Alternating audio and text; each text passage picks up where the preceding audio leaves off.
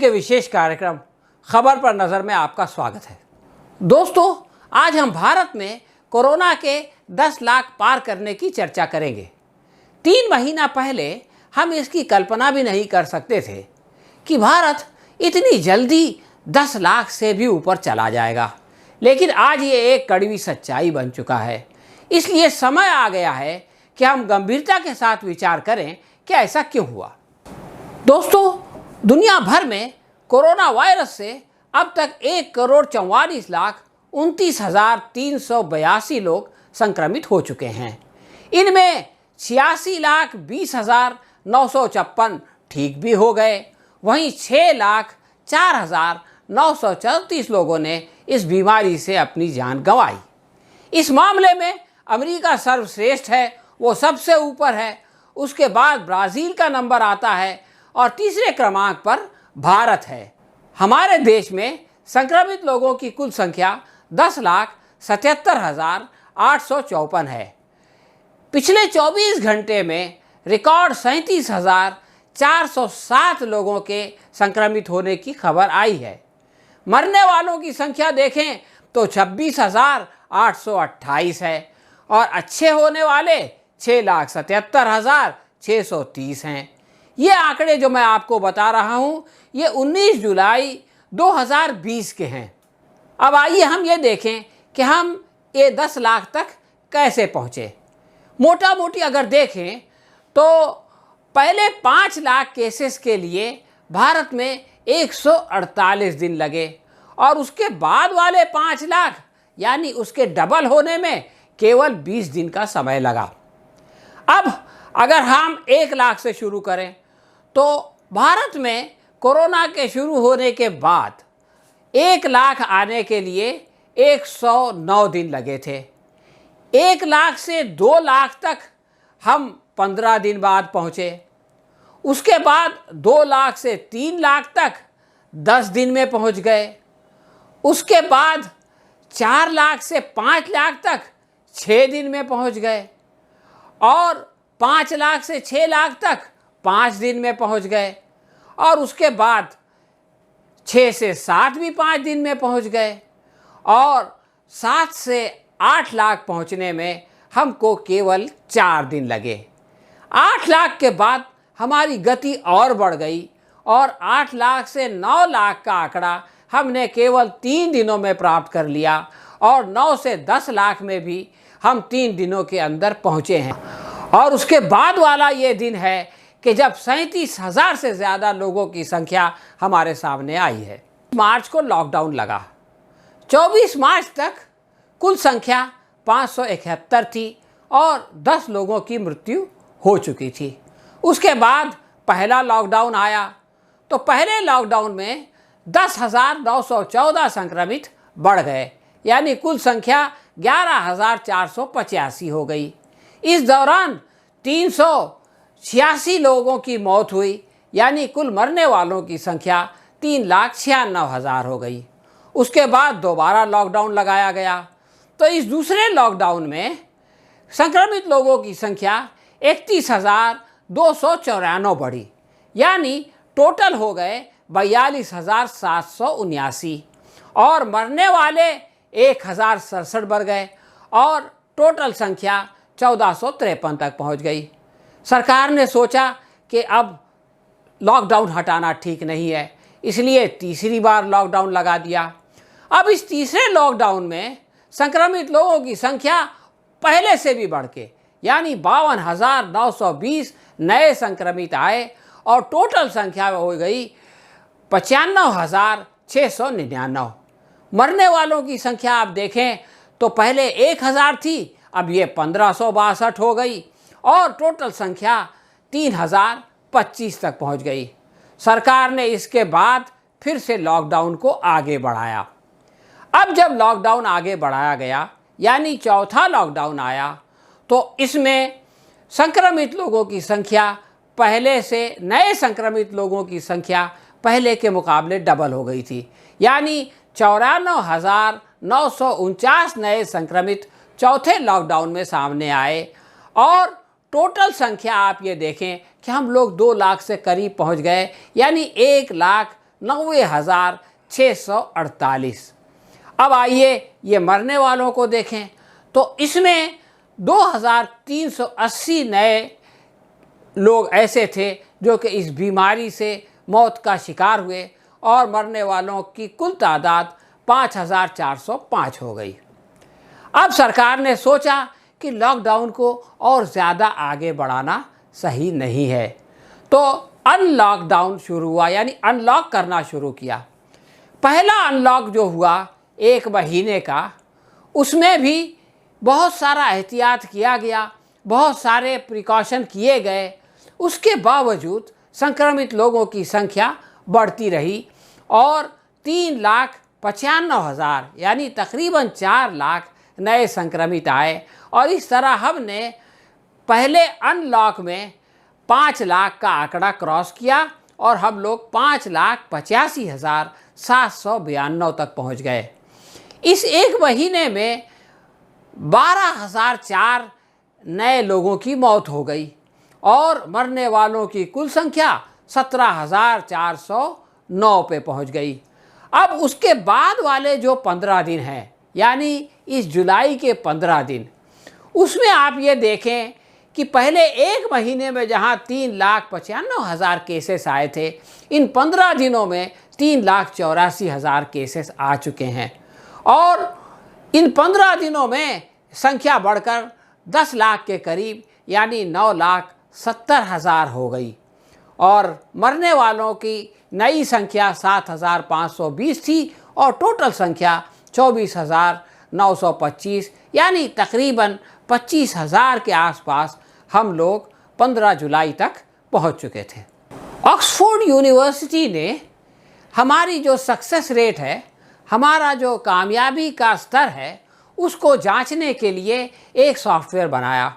उसके अनुसार पहले फेज़ में हम लोगों ने 100% यानी 100% कामयाबी हासिल की, लेकिन जैसे जैसे वक्त गुजरता गया, यानी 14 अप्रैल से लेकर के 3 मई तक का जो सेकंड फेज़ आया, उसमें हमारी कामयाबी का स्तर 100 से घटकर 96.3 पर पहुंच गया। उसके बाद जब तीसरा फेज़ आया, यानी 4 मई से लेकर 17 मई तक, तो उसमें हम लोग और नीचे आ गए और हमारी कामयाबी का स्तर 81.9 तक घट गया। चौथे फेज़ में हम और ज़्यादा नाकाम हुए, लेकिन बहुत ज़्यादा कमी नहीं आई, बल्कि चौथे फेज़ में हम 81.9 से 79.1 तक आए।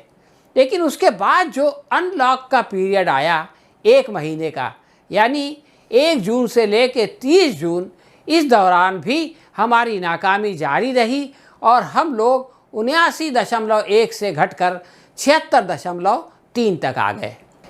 इस तरह आपने देखा कि जैसे जैसे वक्त गुजरता गया, हमारी जो कामयाबी का सक्सेस रेट है वो कम से कम होता चला गया। अब इन आंकड़ों को देखने के बाद आइए ये कारण जानने की कोशिश करें कि इतना कुछ करने के बावजूद ऐसा क्यों हुआ, हमारी नाकामी क्यों बढ़ती चली गई और हमारे यहाँ संक्रमितों की तादाद इतनी क्यों बढ़ी। इसका पहला कारण ये है कि हमारे यहाँ टेस्टिंग कम हुई। उदाहरण के तौर पर चीन ने वुहान में सिर्फ 10 दिन के लिए लॉकडाउन लगाया, लेकिन इन 10 दिनों में उन्होंने ये किया कि वुहान शहर के सारे लोगों को टेस्ट कर लिया। जितने लोग शहर में रहते थे, चाहे उनके अंदर कोई सिम्टम था या नहीं था, उन्होंने सबको चेक कर लिया और जिन लोगों को संक्रमित पाया उनको कहाँ से आया, किसके ज़रिए से आया, उसका भी पता लगाने की कोशिश की। लेकिन हम लोगों ने लॉकडाउन तो लगा दिया, लेकिन उस दौरान हम करते क्या रहे। लॉकडाउन के शुरू में हमने ताली बजाई, उसके बाद थाली बजाई, उसके बाद दिया जलाया, उसके बाद फूल बरसाए। इस तरह की बहुत सारे सिंबॉलिक काम हम लोग करते रहे, लेकिन टेस्ट की तरफ ध्यान बहुत कम हुआ। शुरू में तो 200-300 टेस्ट एक दिन में हुआ करते थे, अभी उसकी तादाद बढ़ी है। उस ज़माने में ये होता था, बल्कि अब भी यही हो रहा है कि जो खुद से आगे आता था उसका टेस्ट किया जाता था, या अगर कोई संदिग्ध होता था, किसी पर शक होता था, तो उसका टेस्ट किया जाता है। लेकिन ये कि किसी जोन को आइडेंटिफाई करना, किसी इलाके को अलग से हॉटस्पॉट बनाना और उसके तमाम लोगों को टेस्ट कर देना ताकि वहाँ संक्रमित न बढ़ें और उनके ज़रिए से दूसरी जगह न फैले, इसकी कोशिश हमारे यहाँ नहीं हुई। अब 25 मार्च से हमारे यहाँ लॉकडाउन लगा। इसके 5 दिन बाद अचानक मज़दूरों ने अपने आप को अनसिक्योर महसूस किया और हज़ारों की तादाद में वो निकल आए। आपको याद होगा 29 और 30 मार्च को दिल्ली में, जो कि भारत की राजधानी है, 15,000 मजदूर आकर के बस स्टैंड पे खड़े हो गए। हालांकि उनको ये बताया गया था कि बसें बंद है, इसके बावजूद वो निकल आए और मजबूरन उनमें से बहुत से लोगों को बसों में बिठा करके ले जाना पड़ा और जिन लोगों को बस नहीं मिली वो पैदल या जो भी सवारी उनको मिली वो उसके साथ अपने घरों की तरफ चलने लगे। तो इस तरह से आप ये समझ लें कि संक्रमण जो है वो आहिस्ता आहिस्ता शहरों से लेकर गांवों की तरफ जाने लगा। अब सरकार ने देखा कि ये प्रेशर किसी तरह से कंट्रोल नहीं हो रहा, मज़दूर मजबूर है कि वो शहरों से निकलकर अपने गांवों में जाएं। सरकार उनका विश्वास प्राप्त करने में पूरी तरह नाकाम हो गई। तो 1 मई से प्रवासी मज़दूरों के लिए श्रमिक स्पेशल ट्रेनें शुरू हुई। इसके नतीजे में ये भी हुआ कि लोग जाने लगे और एक अंदाजे के मुताबिक 15 लाख से ज़्यादा मज़दूरों को अपने अपने गांव में पहुंचाया गया और उनमें से ज़्यादातर लोग उत्तर प्रदेश और बिहार के थे। इन बसों और ट्रेनों के अलावा भी बहुत सारे लोग अपने गांव में पहुंचे। जो लोग बस और ट्रेन से पहुंच रहे थे उनका तो सरकार टेस्ट कर रही थी किसी तरह और उनको क्वारंटाइन में भी डाल रही थी, लेकिन जो दूसरे साधन से पहुंच रहे थे उनमें से अक्सर लोग अपने घरों में, अपने गाँव में चले गए और उनके क्वारंटाइन का कोई बंदोबस्त नहीं हुआ। सरकार ने जिन लोगों को क्वारंटाइन में डाला उसका मकसद तो ये था कि वो खुद अपने आप को कोरोना से बचाएं और उनके द्वारा कोरोना गांव में न फैले। लेकिन जो क्वारंटाइन सेंटर की हालत थी, जो हम लोगों ने तस्वीरों में देखी, जो हम लोगों ने वीडियोज़ में देखी, उसको देखने से पता चलता है कि वहाँ तो कोरोना फैल रहा था। यानी अगर 100 लोग एक स्कूल में बंद हैं और एक दूसरे से मिल रहे हैं और कोई सोशल डिस्टेंसिंग नहीं है, तो अगर उनमें से 5 लोग भी संक्रमण लेकर के आए हों तो बाकी तमाम लोगों तक फैल जाए। तो ये एक कारण था जिसकी वजह से कोरोना रोकने की कोशिश में कोरोना को फैलाया गया। उसके बाद हुकूमत ने एक अजीब व गरीब फैसला कर लिया। लॉकडाउन 3 में शराब की दुकानों के खोलने का फैसला हो गया। शराब की दुकानें खुली तो लोग आपे से बाहर हो गए और लंबी लंबी लाइनें लग गई और सोशल डिस्टेंसिंग का तो जनाजा उठ गया। तो इस तरह से वो भी एक कारण बना इसके फैलने में और ख़ास तौर से शहरों में इसके फैलने में।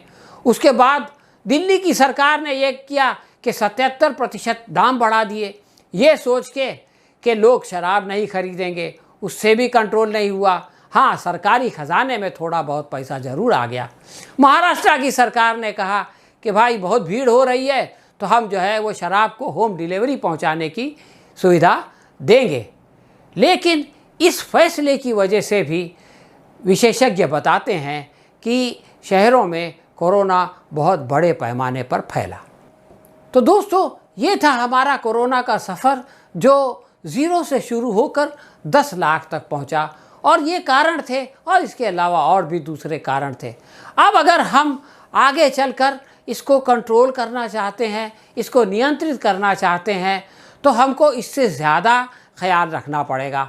शहरों के साथ साथ गाँवों का भी ध्यान रखना पड़ेगा। शहरों में छोटे छोटे जोन बनाकर उन हॉट स्पॉट्स में ज़्यादा से ज़्यादा टेस्टिंग करना पड़ेगा और गाँवों में जहाँ के टेस्टिंग की कोई सुविधा ही मौजूद नहीं है वहाँ पर इस सुविधा को पहुँचाना पड़ेगा और वहाँ पर इसको कंट्रोल करने की गंभीरता के साथ प्रयत्न करने पड़ेंगे, वरना ये बीमारी कितनी फैलेगी ये नहीं कहा जा सकता। तो दोस्तों, ये थी हमारी आज की समीक्षा। आपको कैसी लगी आप हमें कमेंट बॉक्स में लिख कर बताएं। अगर ये वीडियो आपको पसंद आई हो तो आप इसे लाइक करें और शेयर करें। हम बहुत जल्द किसी नए विषय के साथ आपके सामने फिर हाजिर होंगे। तब तक के लिए आज्ञा दीजिए। धन्यवाद।